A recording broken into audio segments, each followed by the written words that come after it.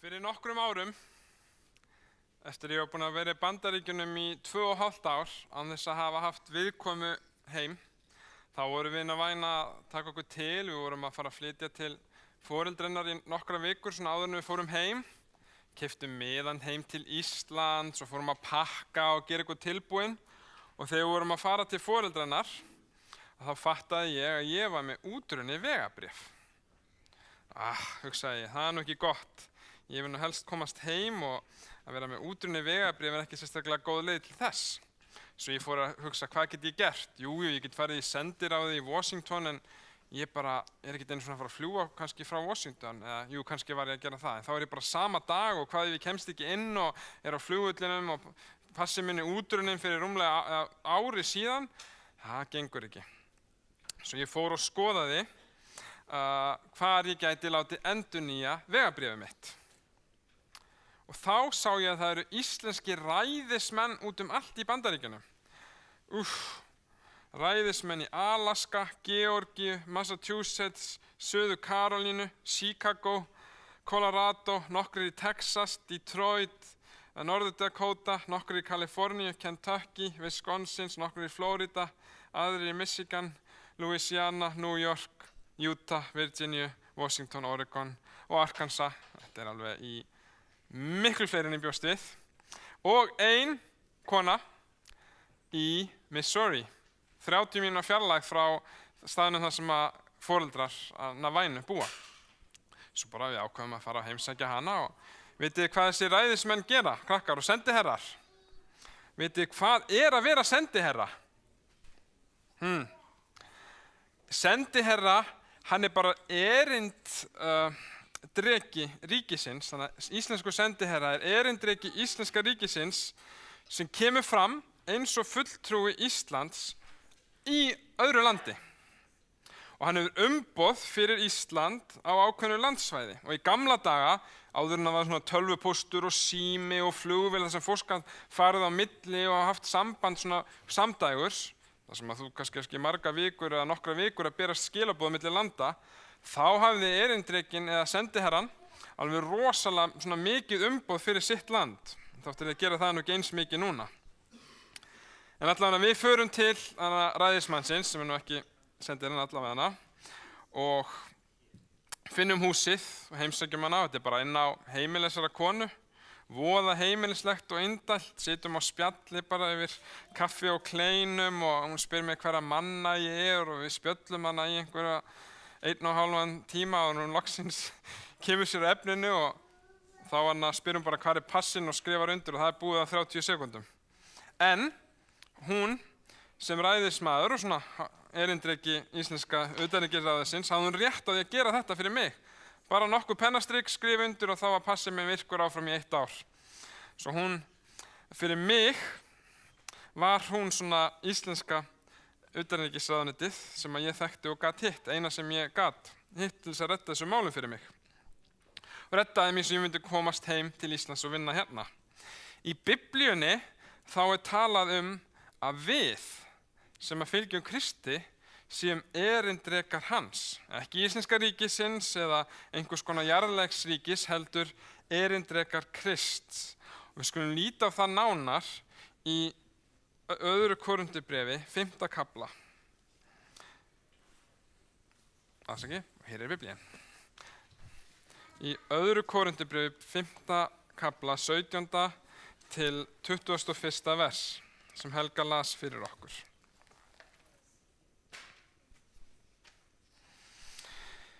Ef einhver er í Kristi, er hann skapaður á ný, hið gamla varð að engu, sjá nýtt er orðið til. Allt er frá Guði sem sætti okkur við sig fyrir Krist og gaf okkur þjónustu sáttagjörðarinnar. Og það var Guð sem í Kristi sætti heimins við sig, er hann tilreiknaði þeim ekki afbrot þeirra og fól okkur að boða orð sáttagjörðarinnar. Það aðeins að lesa versi bara í samhengi. Byrjar á því að áður en hann fer að tala erindrekana, þá er hann að tala að það eru þeir sem eru í Kristi. Nú sungum við lagið í Kristi einum er öll mín von og svo framvegis á ensku. En hvað það að vera í Kristi? Þegar hann segir, sá sem í Kristi, hann nýr maður og hið liðna orðið ekkert. Þetta eru sömu frasar og Páll notar víða annar staðar, nýja mannin og vera í Kristi.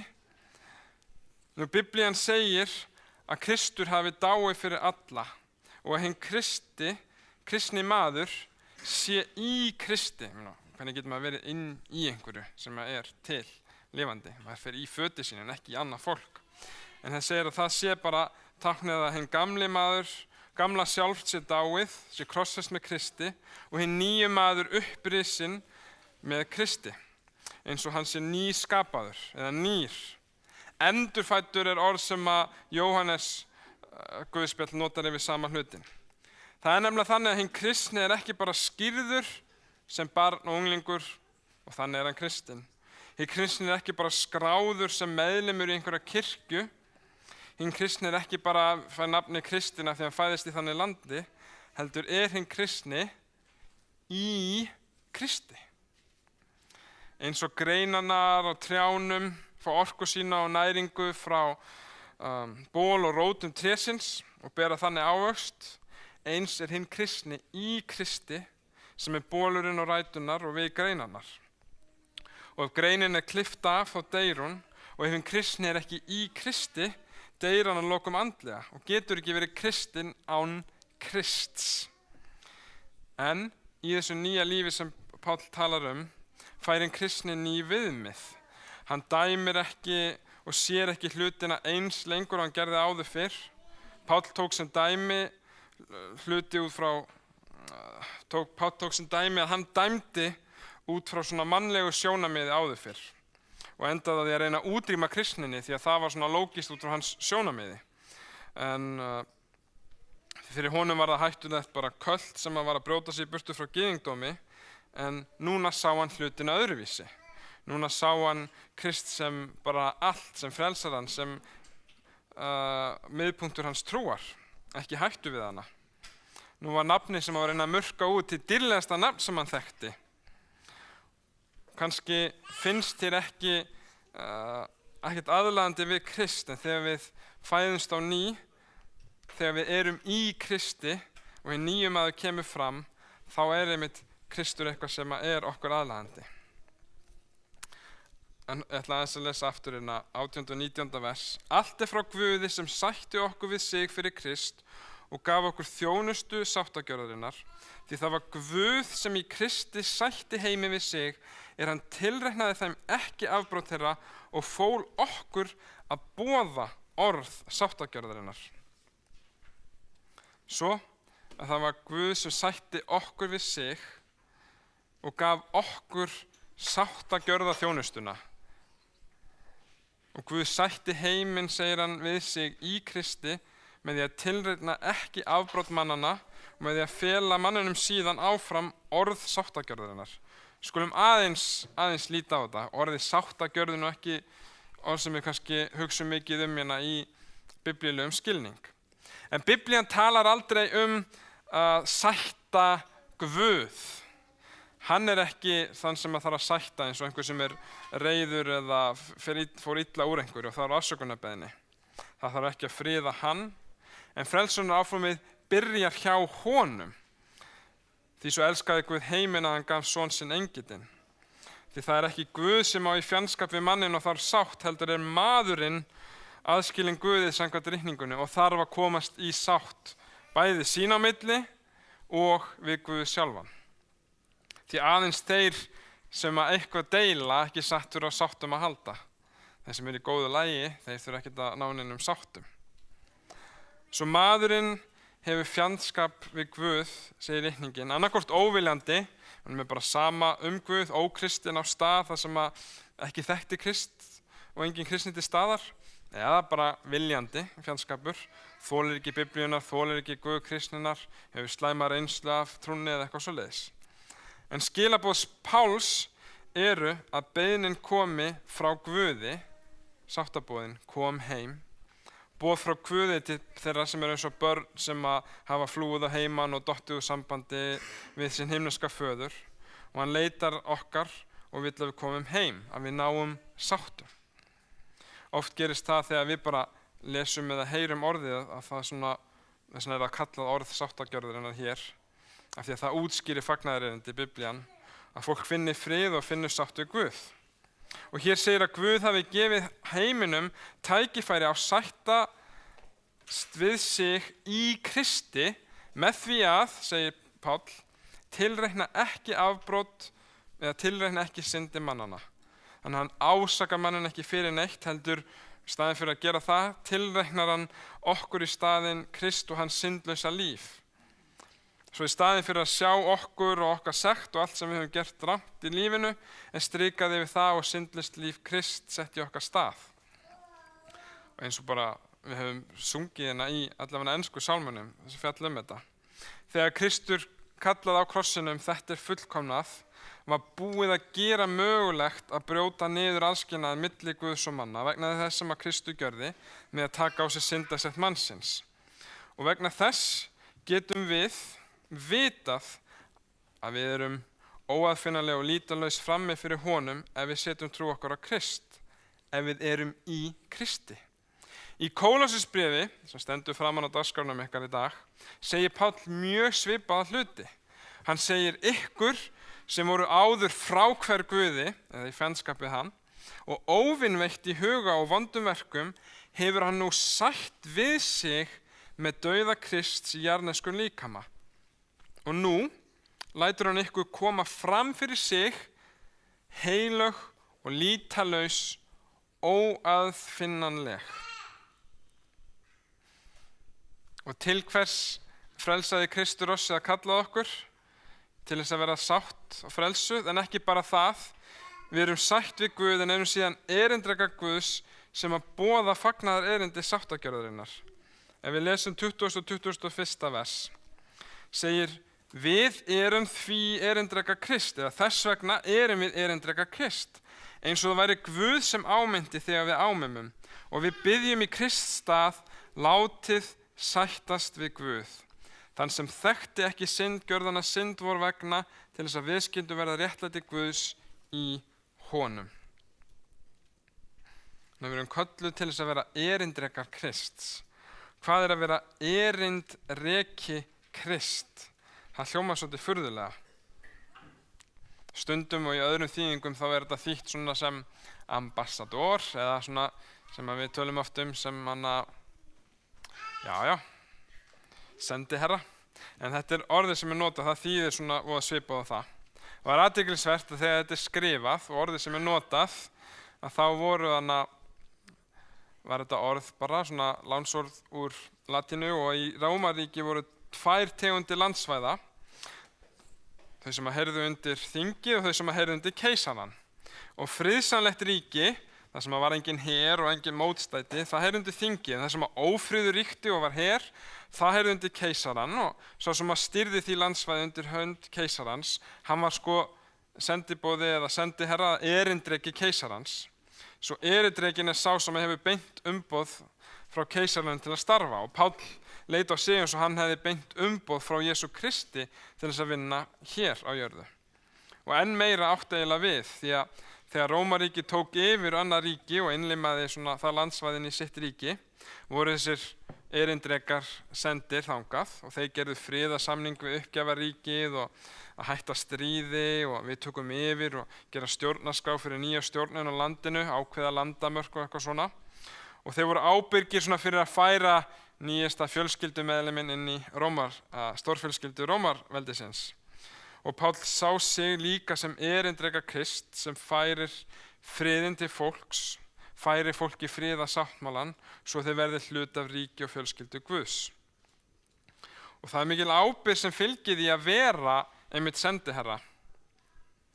Biblíu útskýrandi bendir á það þegar hann segir að, hann náttúrulega talar ekki Ísland en í staðfari bara, sendiherra Íslands, sem svona erindreki þá Íslands, við notum bara það orð, Íslendingur í útlöndum og hann býr meðal útlendinga fjarri sinni heimabyggð og meðal fólk sem hefur aðra menningu og hefðir og hið sama á við kristna. Við búum í heiminum, lifum í heiminum og tökum þátt í öllum hlutum heimsins, en heimil okkar ekki hér samkvæmt reikningunni, heldur hjá Guði. Þess vegna talar Páll að við séum eins og útlendingar hér á jörðu. Útlendingar eru ofta aðeins öðruvísi en fólki í heimalandinu. Það er aðeins svona frábrunir og það ber sig oft stundum aðeins öðruvísi en fólkið sem í kringu það. Sendiherra talar fyrir sitt land. Þegar sendiherra Íslands talar rödd hans rödd Íslands til þeirra sem að heyra hana. Og við kristni þurfum stundum að tala fyrir hönd Krists og erum hans erindrekar hér að tala hans boðskap. Hver einasti einstaklingur sem í Kristi og að kallast kristinn á að vera hans erindreki.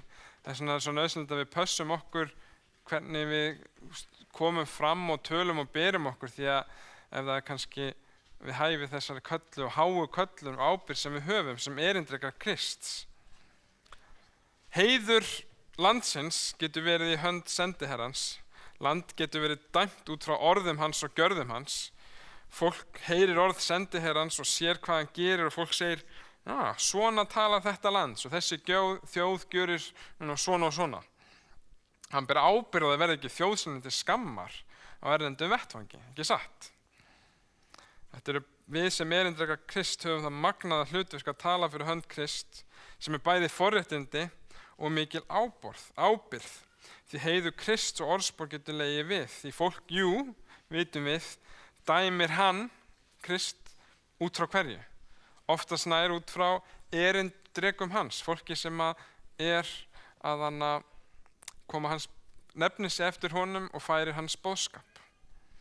Hvernig hegðum við okkur og tölum og berum okkur sem erindrekar Krists?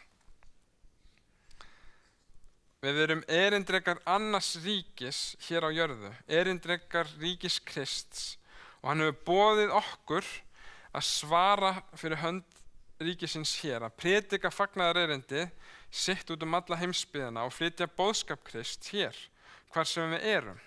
Að vera til staða fyrir þá sem að leita ríkis hans hér sem kirkja, eins og sendiherran sem erindreki ríkisins og aðrir geta leita til ef þeir þurfa.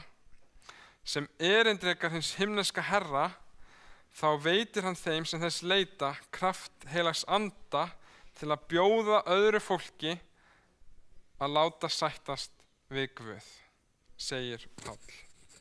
Sem fylgjendur Krists tökum við okkur að vera erindrekar Krists og oft getur verið að við séum en að fáum tengslum fólks við Krist. Þannig getum við verið Kristur náunganum, ef ég má segja það þannig. Stundum eina skiptið sem fólk hittir Krist fyrir eða gefur nú tækifæri þegar það hittir fyrir þig, erindreka Krists. Þess vegna fylgja því, eins og ég segi, bæði forréttindi og gleði að geta gert það, en líka ábyrgð að taka við nafni Krists og að bera það til í okkar lífi. Hann hefur veitt okkur hlutverkið mitt að vera boðbera fagnaðarerindisins sáttagjörðina, að Guð kærleikur og Guð elski fólk, Guð lili sátt og Guð hafi byrt kærleika sinn í Jesú Kristi. Að fólk veit ekki hver Guð þá getur það séð það í Jesú Kristi og í Guðspjöllunum hvernig hann hefur komið. Svo ef við tökum bara saman í þessum þrjá punkta sem við töluðum verum í Kristi, leitumst eftir því daglega að eyða tíma og að spyrja okkur, ég að rækta mitt samband við Guð? Öðru lagi, verum í sátt við Guð áður en við förum að bera sáttagjörðina eitthvað annað. Verum sátt, tökum við réttlæti Krists, reynum ekki að bæta endalaust fyrir okkar eigin syndir, heldur veðtökum fyrirgenningu Krists og leifum henni að umbreyta okkur og síðan getum við verið erindreka Krists og hjálpa öðrum að sjá birtu og fegurð fagnaðarerindisins. Og það bæði eins og ég segi, gleði og forréttindi, og ég bara óska þess að við höfum það með okkur, það er auðvelt að muna. Ég er erindreki Krists og þess vegna tala ég fallega og tala ekki svona aðra. Myndi Kristur gera það? Ég held ekki. Þannig að passa aðeins stóru orðin. Fólk talar oft svona stórirði sérstaklega á þessum tíma ársins, svona það er miklu hlutir í gangi í samfélaginu og kosningar og svona og segir oft hlutum aðra sem það myndi kannski ekki segja venjulega. Tölum eins og erindreka Krist svo við getum haldið uppi heyra hans nafns. Skulum lúta höfði bæn. Kæri Guð á himnum, þökkum þig fyrir kærleika þinn sem að birtist í Kristi Jesú fyrir okkur, fyrir boðskap hans, fyrir fyrirgefningu sem að birtist í honum, fyrir fórnardauða hans fyrir okkur. Þökkum við fyrir heilagan anda sem styrkjur okkur til að gera hvað sem er sem þú kallar okkur til að gera. Við biðjum útdelingu hans á okkur hér svo við getum verið vitni fyrir þig og erindrekar þínir og boðað öðrum fagnar erindi þitt. Hjálpað okkur að lifa eins og Kristur og að megi birtast í lífi okkar til annarra. Við biðjum þess og þökkum þér í Jesú nafni. Amen.